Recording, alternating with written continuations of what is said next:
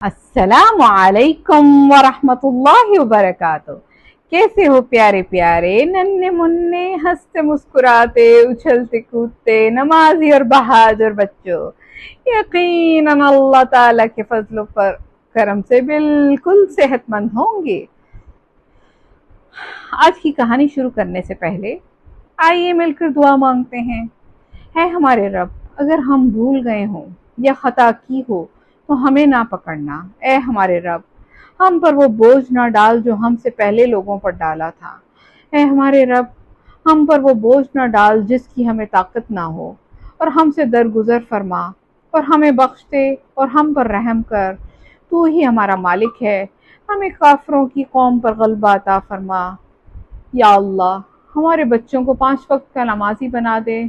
या अल्लाह, हमें और हमारे वालिदैन और हमारे बच्चों को जहन्नुम की आग से बचाना। अल्लाहुम्मा अजरनी मिनन्नार, अल्लाहुम्मा अजरनी मिनन्नार, अल्लाहुम्मा अजरनी मिनन्नार, आमीन।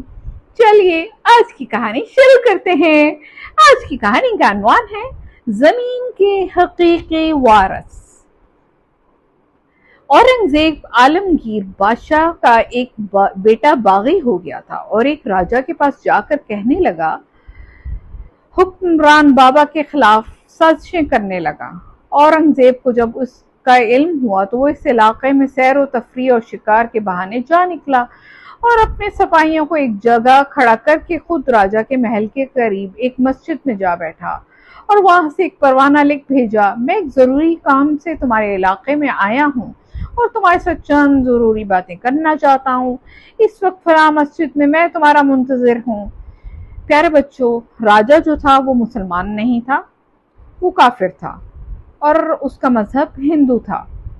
राजा ने जब औरंगजेब का भेजा हुआ परवाना देखा तो उसके हाथों के तोते उड़ गए।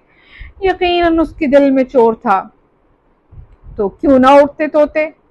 हैरत से दम बखू चुप का चुप रह गया। उसी वक्त अरकान हुकूमत के साथ पैदल मस्जिद की तरफ चल पड़ा। जब उसकी नजर बादशाह के चेहरे पर पड़ी तो खौफ व हरास से कांपने लगा। मस्जिद में दाखिल होकर पूरे एहतराम के साथ आदाब बजा लाया और अरकान हुकूमत के हमरा खड़ा होकर हुक्म का इंतजार करने लगा। उस वक्त गर्मी का मौसम था। बादशाह का लिबास पसीने से शराबूर था।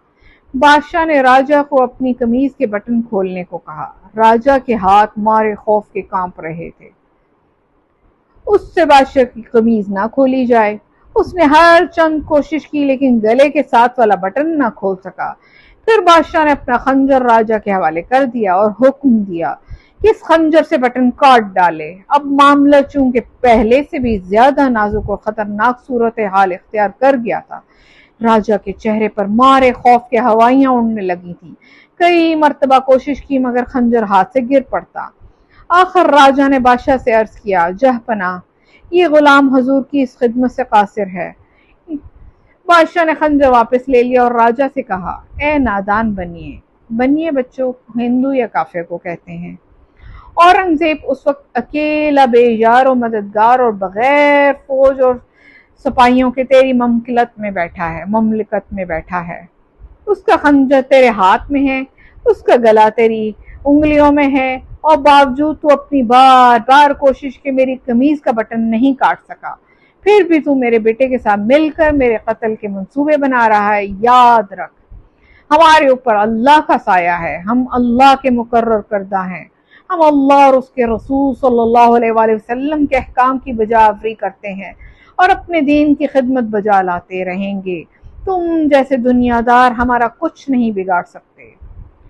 प्यारे दोस्तों, मुसलमान जब जिंदगी के मकसद को पूरा करता है, यानी अल्लाह के हर हुक्म को नबी करीम सल्लल्लाहु अलैहि वसल्लम के बताए हुए तरीके पर पूरा करते हुए जिंदगी गुजारता है, सिर्फ और सिर्फ अल्लाह से डरता है और उसी के डर को अपनी जगह दिल में जगह देता है, तो काफिर दुनिया की हर चीज उससे डरती है और उसके हर हुक्म किताबें होती है। इसलिए कि हम भी अपने दिल में सिर्फ अल्लाह के डर को जगह दें, अल्लाह के हर हुक्म को नबी करीम सल्लल्लाहु अलैहि वसल्लम के बताए हुए तरीके पर पूरा करने की कोशिश करें। तो देखा प्यारे बच्चों आपने, बादशाह सिर्फ अल्लाह ताला से डरता था।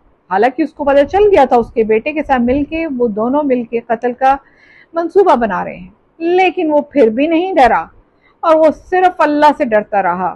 دیکھا بچوں آپ نے، کافر اس سے ڈرنے لگ گیا کیونکہ کافر اللہ تعالیٰ سے نہیں ڈرتے، تو وہ ایک انسان سے ڈرنے لگ گیا۔ اور تو پیارے بچوں، ہمیں بھی صرف اللہ تعالیٰ سے ڈرنا چاہیے، انسانوں سے نہیں ڈرنا چاہیے۔ یقیناً اللہ تعالیٰ ہماری ہر کام میں مدد فرمائیں گے، آمین۔ پھر ملتے ہیں ایک نئی کہانی کے ساتھ۔ السلام علیکم ورحمۃ اللہ وبرکاتہ۔ پیارے بچوں، آپ نے زمین کے حقیقی وارث کہانی سنی۔ کیا آپ ان سوالوں کے جواب دے سکتے ہیں؟ سوال نمبر 1، اورنگزیب کا بیٹا راجا کے ساتھ مل کر کیا منصوبہ بنا رہا تھا؟